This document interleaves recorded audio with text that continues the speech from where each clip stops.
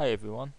Had a look through my analytics stats the other day in my new playlist, which I hope you're enjoying, where I've put some of my videos in playlists to make it easier for you to go through them all. And there's all sorts of different categories, such as our, my over the board games, free season 4 on CL, some webcam blitz, chess cube, ICC, and the beloved brilliancy series. Now this seems to be quite a popular series, with all my videos having 100 plus views and one even having nearly 1,000 views. So I thought I would make another one. I have some brilliant games down the years. That one only covered a 20-year period, and this one's going to cover games from like 1900s all the way up to these days, and some pretty amazing ones. And you'll probably have heard of a lot of them, but I hope you enjoy the analysis. I've used some chess-based notes by Caspi to help me with this one, which is Mikhail Botvinnik versus Jose Capablanca in 1938, the Avro tournament. So you probably heard of this one, but you may not have done, and just watch it anyway, it'll be fun. And you can learn a lot from this game. Botvinnik and Capablanca, two positional geniuses, having a bit of a hack 'em up. Well, there's someone that plays as a hacking anyway, that's for sure. But these players are both positional geniuses. They've both been world champion. They're both two of the all-time greats. And let's go then. Botvinnik finished third in this tournament, by the way. I'm not sure where Capablanca finished. Capablanca was a lot older, by the way. Capablanca had already been world champions. Well, it was 15 years till Botvinnik got there. Anyway, Botvinnik was white and opened with d4. After knight f6, c4, e6, knight c3, bishop b4. We have our favourite opening, the Nimzo. And we have the Rubinstein variation, but it's a kind of like Simish it turns into, with e3, d5, and then a3, bishop takes, pawn takes, c5 takes. And Casper writes that today we all know that due to black's premature definition of the pawn structure in the centre, white has a better opportunities to gain initiative. But in those days, both opponents were wandering in terra incognita. The routes that were to develop in the Nimzo Indian defence were just being formed, because the Nimzo has a hypermodern opening, and hypermodern openings weren't formed until 1920s. Like before 1920, you wouldn't get any King's Indians, Grunfelds, or Nimzos. And hypermodern, by the way, is just it's like controlling the centre with pieces rather than pawns, or just not really occupying the centre with pawns, just working around it on wings. You see in the Nimzo, you rely mainly on piece pressure and you keep your pawn structure flexible. Anyway, bishop d3, castles, knight e2, b6, castles now is extended fianchetto, which is a common theme at Nimzo. An alternative was rook e8, f3, bishop a6, knight g3 takes, discontinuation. And Casper writes that white's finished mobilising quickly and effectively. And this looks quite good for white, this. Instead, white takes an a6, which isn't particularly brilliant. He should maybe play f3 instead, or because he's just helping black develop his knight. And now he plays a bad move, bishop b2. He's putting his bishop behind a wall of pawns, and queen d3 should have been played. Hitting again a tempo on knight and bring queen to an active square, and then you can move the bishops and connect the rooks. But after bishop b2, black plays queen d7, and now a4 is actually forced, because now queen d3 can be met by queen a4, which just completely blocks white's queen side up, and black will just get initiative there and win. So now we see why queen d3 should have been played instead of bishop b2, because it's the wrong move order. Because a common theme in games is to get the wrong move order, and Botvinnik's done that by playing bishop b2 first. Because now a4's been forced, but now Capablanca misses his chance to get the initiative with c takes d4, rook fc8, and black's better in this position with open file for rook.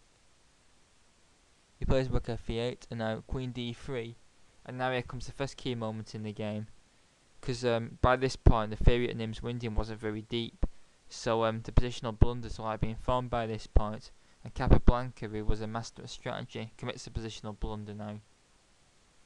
Because in a lot of lines in this variation, White's going to try and attack on the king side in the centre, so Black needs to have some adequate counterplay. So what he shouldn't be doing is sealing off the centre, because then White will have a free hand on king side, even if it does win material. Because Kappa plays c4, question mark. Now you see he's got a plan, which is to move his knight back to b8, then to c6, then to a5, then to b3. And then, say White's rook moves, he'll take an a4. He'll have a big queenside initiative, extra pawn, and a tremendous outpost on b3. But Kappa isn't really taking all the positional factors into consideration for once, because White's going to get strong central and kingside counterplay, which is going to be far more important than Black's queenside play, even though Kappa's going to win a pawn. This is what I think of it. You saw in my game quite recently against Andrew Hurd in this line, where I did like a queenside seal, but it wasn't quite as like strong for White. It only really got equality for him. But in this situation, White's got better chances for the initiative in that game. Caspi writes about it. This series' positional mistake has a clear historical background. The 50-year-old Capablanca in his long chess career never dealt with hidden dynamic factors. His unique intuition and rich experience didn't send any danger signals here. Instead, he counted on using his opponent's light squares with the long manoeuvre knight a6 to b8 to c6 to a5 to b3. Capablanca simply underestimated the explosive power of White's position. So before we go on, this is a very strong grandmaster, an all-time great, making a serious positional blunder. Unless you've got a very good reason, guys, do not clear it close off the queen side and let your opponent have the centre and king side unless you like a very good reason. So he just moves his queen, and after knight b8, Kappa starts his doom strategy, but of course he's committed to it now. c4 like committed him to this strategy. Rook a1, and these moves knight g3, and then he plays knight a5. Kappa just blockading queen side and trying to win a4. If knight e4, which looks good, then White actually has to move knight h1, just ignoring the swap, and then have to say f5, f3, clearing f2, or knight d6, bishop a3, g6, knight g3, and then e4, and then Black's gonna get hacked up. So knight a5 was played, and now White's plan is f3 and e4. This does remind you of a game against Andrew Hurd, I presume, but I had a rook on b3 in that game, and the b file was open, so the counterplay was better.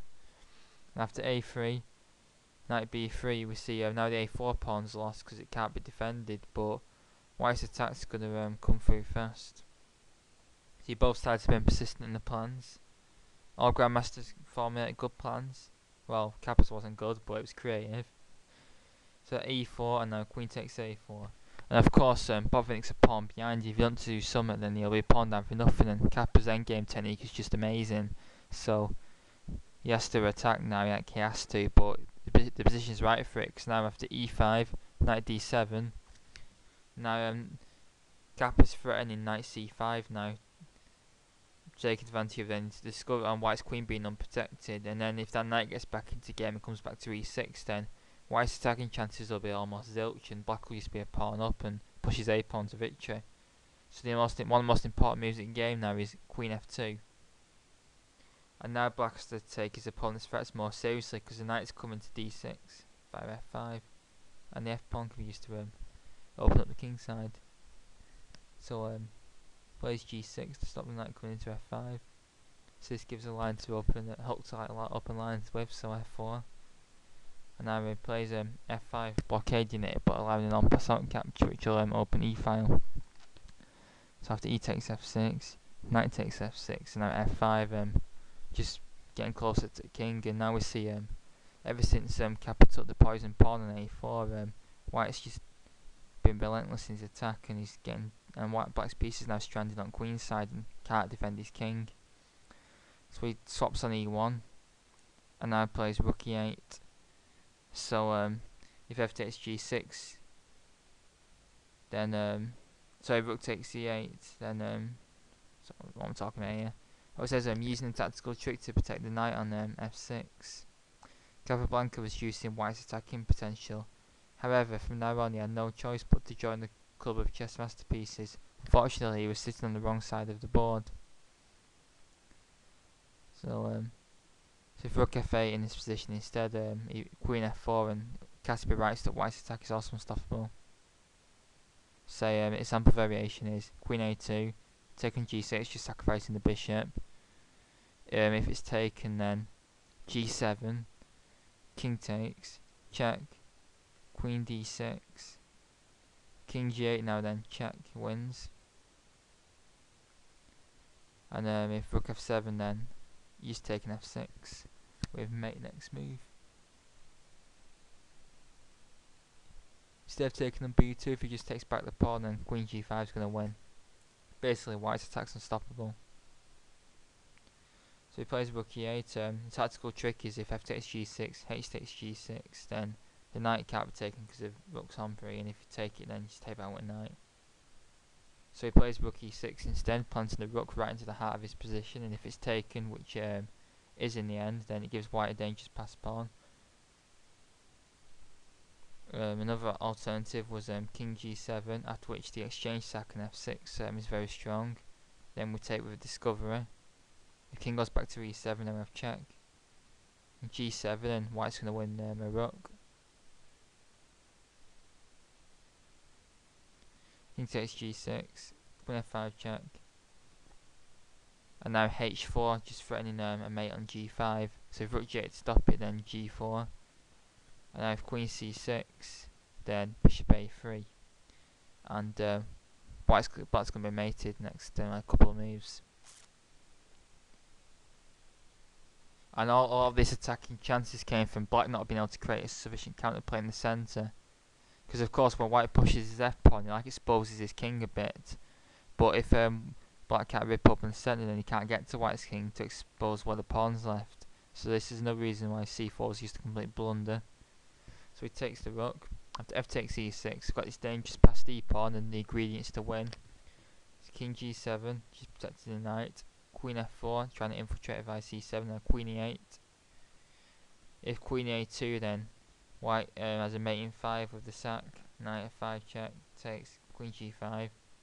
He'll pick off the knight, and then they'll be the pawn and queen are going to mate. Queen e8, and after queen e5, queen e7, and we have our critical moment where it looks like black has survived, and he's actually still a pawn up with a passed a pawn which hasn't moved one square yet. So let's go back to Caspi's notes now. Attack and defence has reached a faltering parity. Each side needs reserves to decide an epic battle in its favour. God, Caspi must be a fan, using words like that. The question is, whose minor piece from the forgotten flank is faster? Black's knight is going to use the same route. Knight b3 to a5 to c6, because of course that had a bit white's queen. But what about the sleeping white's bishop? Now, of course, look, you have to look very deep into this position, because it actually looks like black survived. White does have a passed pawn, but it's blockaded. Black's knights are superior to white's bishop. However, there is a forced win in this position, an absolute stunning move. Now, you may have seen it, but if you haven't seen it, or even if you have, just look at it. It's just amazing, and if you haven't, see if you can work it out. You need quite a lot of time to work this out, so stop the video if necessary. But I'll go on with the game now and play this absolutely amazing move. Well, I feel like obviously giving you a massive clue, but even if you now know the move, because at clue, see if you can work out the tactics and the finish, because there's the follow-up you need as well. Follow-up's another brilliant move. So the move is bishop a3, triple exclamation mark. So what do we think of this? Now bishop b2, the first time it moved was actually a bad move, but this is just a stunning move that wins the game. The idea is to evict the black queen from protecting the passed pawn, because the objective of this is to force the passed pawn through, because that's the only way to win the game. And white actually probably lost about this tactic due to his pawn deficit and bad bishop. I mean, that bishop is that useless anyway, it doesn't really matter, it's been sacrificed to be honest, but we'll still take some bottle to sacrifice it. So black's queen is going to be forced out of the way. So queen takes a3, and now the next next step in it is another sacrifice, knight h5 check. Now of course the knight can't be taken with black's knight because it pins, so you take with the pawn, and then white wins black's knight with check.